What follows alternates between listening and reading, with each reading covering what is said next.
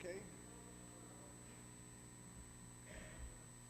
I'm on. Can you hear me now? Hello? Oh, beauty. I'm going to take a minute. Ooh, it's a little loud. I can hear myself. I'm going to take a little minute to get used to being here. I speak often in AA, and I'm very comfortable there. But here, it's kind of different for me. I'm definitely not in my comfort zone because for 52 years I was president of the Atheist Society of the World. And I keep expecting those lightning bolts to hit me, you know? Oh, okay. And actually the topic that I want to talk about tonight is about how I went from being that atheist to the person I am today, who believes in God, feels God, and really travels every day with God. I also, when I speak, I introduce myself as, I'm Clifford, I'm an alcoholic, which is important. I can honestly say that I'm a grateful, recovering alcoholic today. Now, who in their right mind would be grateful for being an alcoholic? The disease of alcoholism kills more people, puts more people in jail, and ruins more lives than anything else in the world. But if it wasn't for the program of Alcoholics Anonymous, I wouldn't be here. And if it wasn't for the disease of alcoholism that I have, I wouldn't be close to God. I wouldn't be living the life I do today. I don't know what I'd be doing, but I'm very, very happy the way my life is today. And that's because I was an alcoholic. You know, grateful part, yeah, I'm grateful. The life I lead today, gratitude is a huge part of my life. The people I've met, the things, the miracles I get to see. And in fact, I'm going to tell you about a miracle that I participated in about 5 weeks ago as a messenger. Recovered. You know, I don't have the obsession to drink anymore. I don't have cravings to drink anymore, and for that I'm very grateful. And I owe that all to Alcoholics Anonymous. What I'm talking about tonight is the third step of Alcoholics Anonymous. Alcoholics Anonymous has brought me to God, the program. It's a 12-step program, and I know there's a lot of my fellow members in here. Alcohol is mentioned once in the 12 steps. God or higher power is mentioned 6 times. It's a spiritual program. And a lot of people believe it's a religious program. And it keeps people away. So in AA we call it, to make it suitable for everyone, higher power. Power greater than myself. But today I call him God. And unfortunately people believe that it's a religion because we have our meetings in churches. The reason we have our meeting in churches is because the rent is low. Okay? And we're tight with our money now, you know. Putting $1 in hurts us today, where we did spend hundreds in a night drinking, right? And Alcoholics Anonymous is a spiritual program. And one of our sayings is that spirituality is for people who've been to hell. Religion is for people who don't want to go there. And I'm not knocking religion, but it's just one of the things that we say. And the reality of it is that for most people to come into recovery, they've been in hell, and I was. But I'm past that today. I'm very grateful for that. We have one of our things, which is kind of fun that I'm here, is called a living amends. When we've caused damage, or the disease allowed us to cause damage, because we were sedated when we were out drinking. And we did a lot of, I'll use I statements, I did a lot of stuff I wasn't proud of. And my sister, who lives in Bali, Indonesia, right now, is going to be able to watch this. Hi, Michelle. Say hi, Michelle. She saw me at my worst about 10 years ago. And, you know, I'm a little different today. I don't see her that often, but I do. So, I was born at a very young age. That's an AA joke. I'm going to use it here because you guys haven't heard it. I was born at a very early age. I was the perfect child. I was on time. I was cute, all that stuff. I was born to a German family, Catholics. And I'm going to do this in under 20 minutes because in AA, if we don't do it under 20 minutes, it's called preaching. Actually, this is a good spot for it, isn't it? So maybe I could get away with it for a bit. I remember I got baptized when I was 12 years old in Germany, the same day or weekend that I had my very first drink of alcohol. And I don't remember much about the baptism. It was in a beautiful church in the Rhine River, one of those big castles you've seen pictures of. Our family was not a religious. We did not talk about God. We did not go to church, but we were Catholic by history. I remember that first drink. I remember the people that were there, my aunts, uncles, grandparents, and you know what? It was magic. I think only an alcoholic remembers their first drink. I can remember what people were wearing, the setting, what I drank, and that was the magic. So there was never talking about God. I never believed in God. I never understood God. I thought God was for weak people. I thought that people used God as a crutch, that God was there for those people who just couldn't quite do it. This is the way I thought. I'm being very honest here. We had people in our high school that really irritated me. They walked around with this big smile on their face and these shiny-eyed guys, and they believed in God. I called them the God Squad. I didn't like them. Today I'm friends with a couple of them, which is kind of neat, thanks to Facebook. So I went through my life. Now, we have a saying in AA, which is, ego edges God out. And that's how I lived my life. I lived as in my own ego. I was smart, fast, strong. I could do anything, except, of course, as it turns out, deal with alcoholism. I could never do that by myself. So I ended up having a life where I was the king of my castle, and everybody else was the dirty rascal. And I built up a lot of resentments in my life. I was mad at France for nuclear testing. I was mad at the abuse that my father laid on. My father was very abusive to me for many years, up until 2 years ago, where he got dementia and Alzheimer's. Can't hurt me anymore. The Lord's Prayer says, forgive others who trespass against me as I forgive others, vice versa. You know how it goes. I've had to forgive my father. He trespassed against me in a big way. Now, how can I ask forgiveness for my sins or the things that I do wrong if I can't do it in return? And I understand that. And this is part of understanding what God is. In AA, we say good orderly direction, or group of drunks. Those are some of the things we say. We've got a million lines. I tell you, it's fun.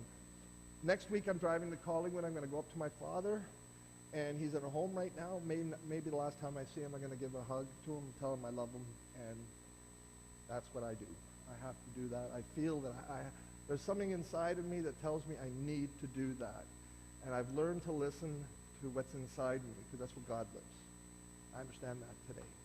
So this is what I'm going to do. God has told me, or indicated to me, or the feeling that this is the right thing to do, and I'm going to do that. I also got to make a few apologies to my mother, because I wasn't the perfect child, as it turns out. So what happened in those first 52 years is I stuffed myself with junk. Anger, resentment, self-pity, loathing. I hated the world. There was no room inside me for God. And the topic, I think I'd called it making room for God. There was no room for God in there, because I was mired in all this junk. That was horrible. I was filled with it. There was no goodness in me. There was no gratitude. I was not aware of beauty. I was not aware of anything positive in the world. I just saw the bad stuff.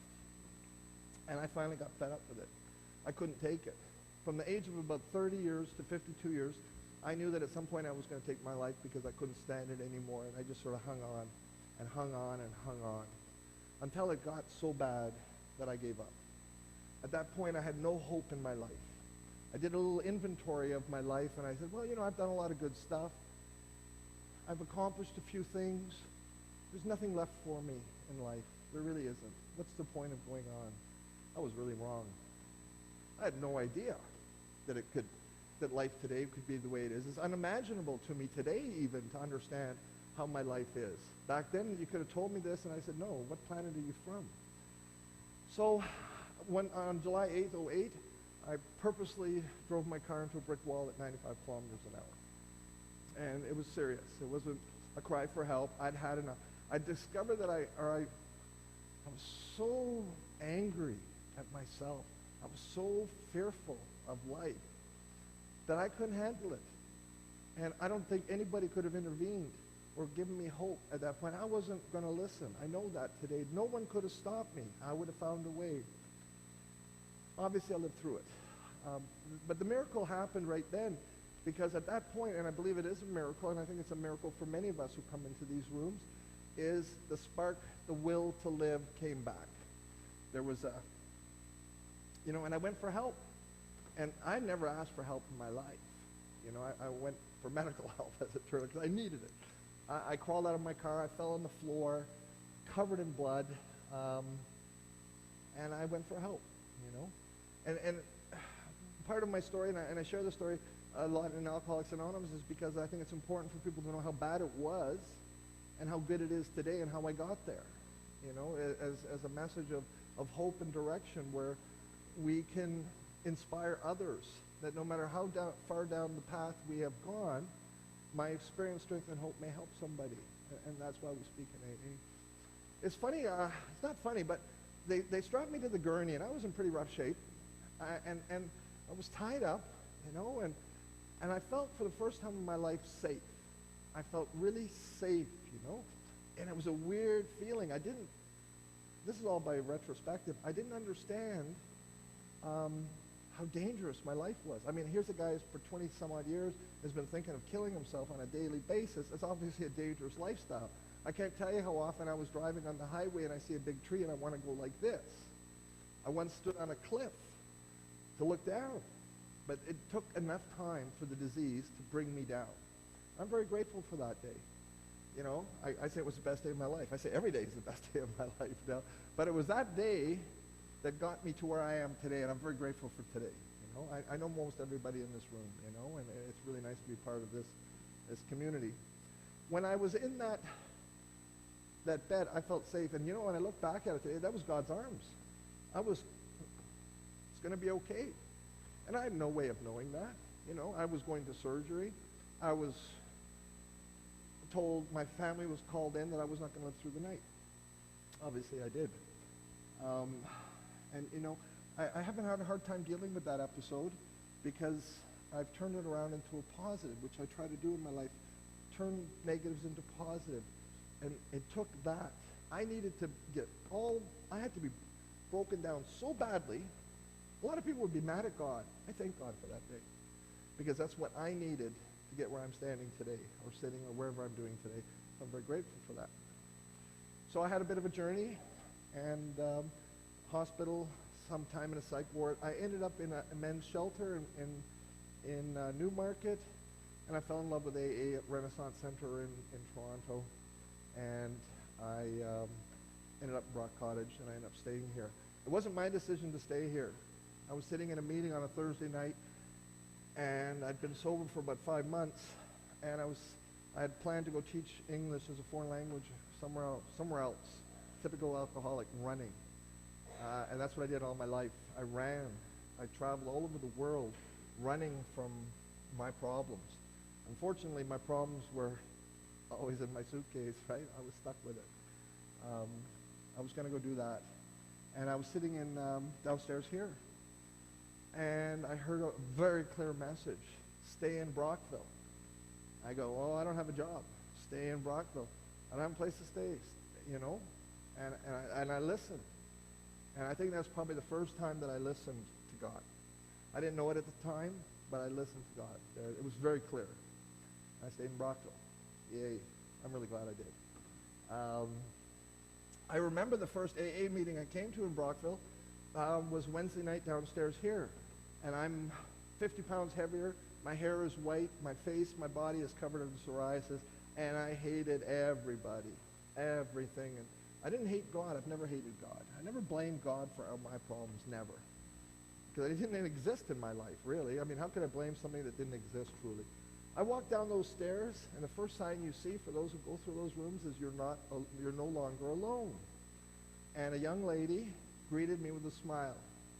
And this was the first person in many, many years that I felt cared about me and didn't even know me.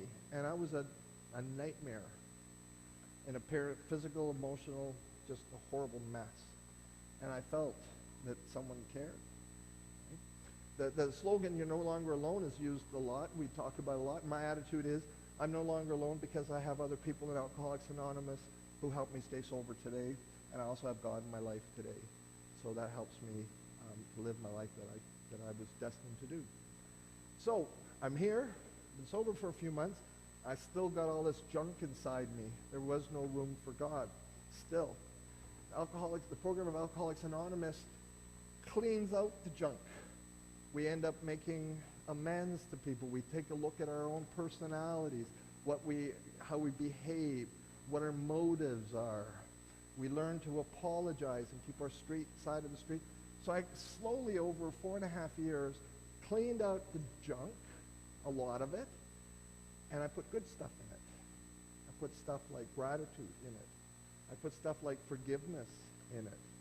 I put acceptance into it. And I put love into it. And it's been growing, you know. It's been growing and growing and growing. And I have so much gratitude in my life, there's no room for self-pity or anger. I don't have an anger issue today anymore, I don't believe. I can get angry. That's only going to stick with me for a little bit. I can get judgmental.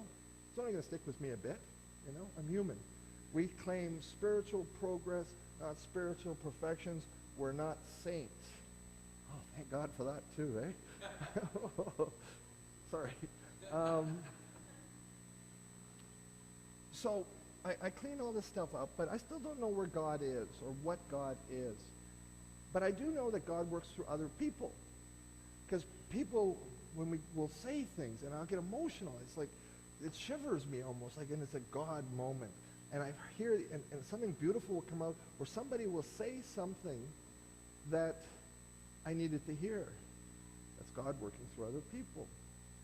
And counselors, and the doctors, and the people at the men's shelter I spent 11 weeks at, they cared about me, a person I did not know. So I saw God in those people. I really did. So that's where I've been for a while.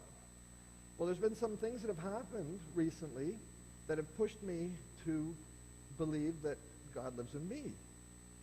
And I guess part of the reason is that I didn't feel very worthwhile most of my life.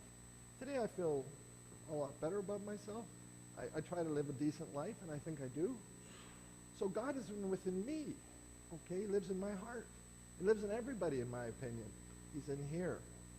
Only problem is for God to come out here, He's got to get through what's in here. That's Cliff. That's where the problem starts. I believe that we were born with goodness in our hearts and love. I truly believe that. But my own personality, my instincts to survive, my ego, my self-serving, all these things, I can derail what the good is in me. So I'm trying to conform my life more with less intellectual, more with feeling. Intellectually knowing that if I'm doing the right thing, I'm going to feel good inside. I've had a little bit of time to learn what works and what doesn't work. And today I believe that I am listening to the God inside me and trying to live to please Him. And the effect of that will be I will feel better. I'm going to just tell you quickly about this miracle. And I was laying in bed one night, and step 11 is to improve our conscious contact with the God of our understanding. And that's taken me a while. I joined this church. I got baptized in the river. Tom and Doug Warren baptized me. And those were my initial steps. I wasn't really sure how to improve my conscious contact with God. Someone can't teach you. They can tell you what they did. I started praying every night on my knee and saying thank you. That's new for me. I've been doing that for 3 years now. Makes a difference. I was laying in bed and I was kind of in a relaxed state, and I talk to God when I drive. I say how beautiful the world is. I say thank you a lot. And I drive a lot up to Perth, Smith Falls. I spend a lot of time in gorgeous country, and there's time to see beauty, and I see it today. How wonderful is that, to see the beauty of the world where all I saw was darkness.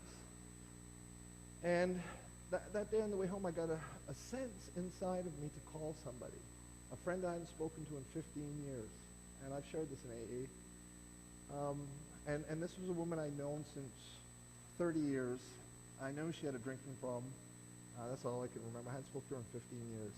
I felt compelled to call her that afternoon on the way home driving. Again, in my sort of God car kind of thing, you know. I really think about it. That's when I really communicate. It works for me. I've got the time, and I get into a nice state. And then that night at 6 o'clock, I said, I have to call her. And I have no idea why. It's been at least 15 years. Her name is Sharon. She's now a member of this church, but she's in Toronto, but she's joined the webpage. I found her number, many coincidences, to get that number. It was unreasonable for me to expect to get that number the way I did. Miracles are God's way of remaining anonymous, okay?